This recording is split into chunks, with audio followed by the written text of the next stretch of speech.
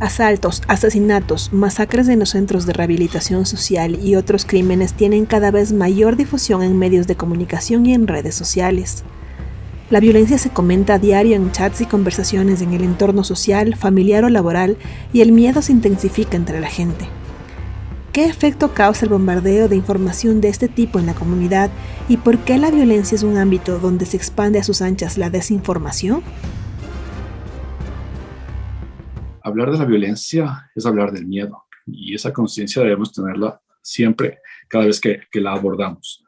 En ese sentido, cuando una persona recibe una información impactante de violencia, lo que le está provocando es miedo, lo que le está provocando es temor, angustia. Se está viendo en ese escenario en el cual a él le podría ocurrir lo mismo o a un familiar de él le podría pasar lo mismo. Y en ese contexto, muchas personas lo que hacen es viralizar, transmitir ese temor como inicialmente, incautamente, planteándote la idea de que a otros también les puede interesar, les voy a transmitir esta sensación, pero también lo que ocurre cuando tú recibes información de este tipo de forma recurrente, constante, permanente, se produce un proceso de deshumanización en las personas, de insensibilidad, de perder esa capacidad de empatía con otros seres humanos, y eso es algo muy grave socialmente hablando. Si bien las impactantes imágenes que llegan a nuestros celulares en muchas ocasiones son fragmentos de hechos reales que nos comparten incluso autoridades y periodistas sin filtro alguno, es importante entender que no somos protagonistas de esa historia. La catedrática María Fernanda Novoa nos explica por qué. O por qué mostrar en vivo y en directo, sicariato en vivo y en directo, asesinatos en vivo y en directo, generan esta sensación de verdad, porque tú estás utilizando imágenes que son las que te crean un sentido de mundo, porque tú crees que ver es vivir la realidad, cuando ver es vivir la lógica de la realidad que otro te quiere contar a su manera. Para la periodista Carol Noroña es importante tomarse un tiempo para decidir lo que se va a difundir y por qué. Para nosotros no es necesario mostrar eso por también respeto a las familias. O sea, pero claro, las familias también a veces por desesperación las comparten, porque ese es su llamado de auxilio ante las autoridades. La violencia debe ser contada con cautela. A Carol Noroña le llegan fotos y videos de crímenes constantemente. Calcula que un 65% es real y el resto es falso o descontextualizado. Por lo general, la desinformación se cuela más por el lado de la violencia en las calles. Por ejemplo, en abril se viralizó un video de gente que supuestamente salió en sus motos a atacar a los quevedeños con armas de fuego. Luego, la policía aclaró que en realidad eran personas que en Halloween quisieron lucir su disfraz inspirado en una serie de TV. Esta semana se difundió otro video de un supuesto secuestro de un bebé y robo de un vehículo en Cumbayá. Aunque las imágenes son reales, no así la historia que atemorizó a los quiteños, pues en realidad el robo del auto ocurrió en Tijuana. Los medios mexicanos no reportan nada sobre un bebé. Los que reproducen lo que quiere la criminalidad organizada lo hacen a propósito, porque es una forma de generar terrorismo ideológico, de generar con o sin control sobre la biopolítica, lo que Foucault habla, te controlan los tiempos de vida. ¿A qué horas debes salir? ¿A qué horas puedes salir a tomar un helado? ¿Por qué no puedes salir por esa zona? ¿Por qué tienes que, si sales en esa zona, estás calladito? ¿Por qué a la tienda de la vecina no puedes ir? Todo esto es un control biopolítico que se genera a través del uso de las redes sociales.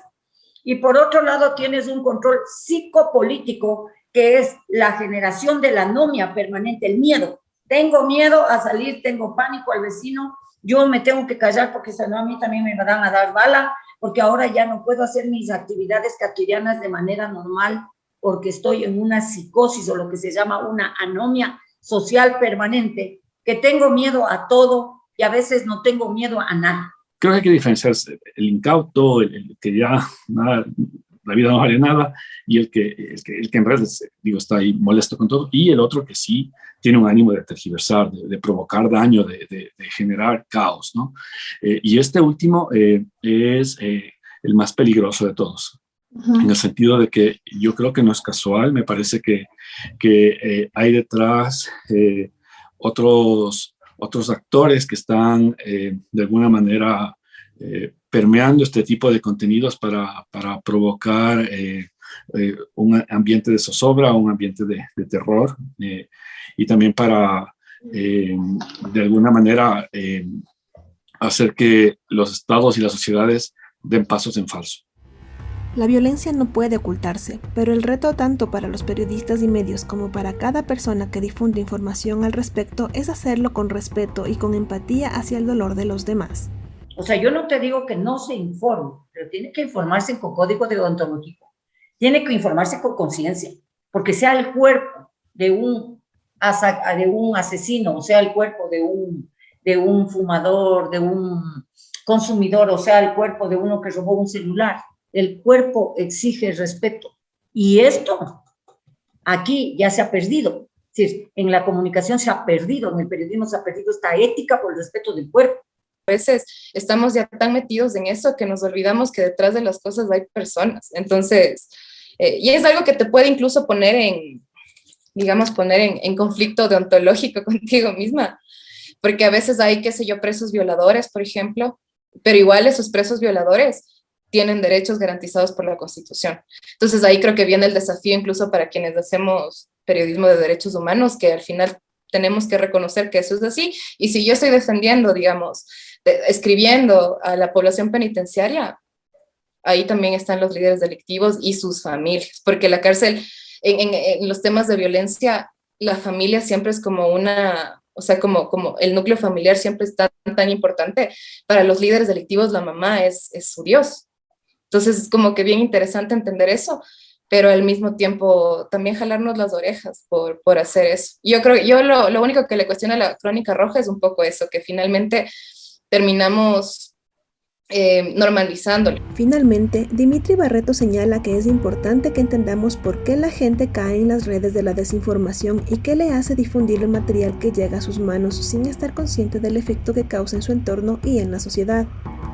También subraya la responsabilidad del periodismo en ese contexto. Y entender una cosa que también ocurre con esto del morbo que tú decías, de por qué la gente, tratando de encontrar respuestas a por qué la gente viraliza este tipo de contenidos, ¿no? Y uno de ellos tiene que ver con esa insatisfacción que tiene la población de no conocer qué está pasando en realidad. Hay una sensación de que no nos están diciendo las cosas, de que hay algo oculto y no nos transparenta, y de que por tanto quizá ese rumor que lanzó tal persona, quizá esa relación de actores que hilvanó este sujeto político tenga que ver con esto que está pasando. Esa insatisfacción por no conocer qué pasa en términos del fenómeno de la violencia conduce a que esta viralización tenga un terreno fértil para crecer, para proliferar. Entonces ahí los periodistas podemos contrarrestar esa insatisfacción ciudadana haciendo nuestra tarea, buscando las causalidades de los hechos de violencia y siempre antes de publicar respondiendo a la pregunta ¿para qué voy a publicar? Las audiencias también pueden frenar los bulos, la información descontextualizada y la ola de imágenes violentas y crudas que inundan redes sociales y aplicaciones de mensajería. Recuerde que no todas las fotos, videos y textos que recibe son fiables o se deben compartir. Si usted rompe la cadena de reenvíos, también ayudará a parar la desinformación.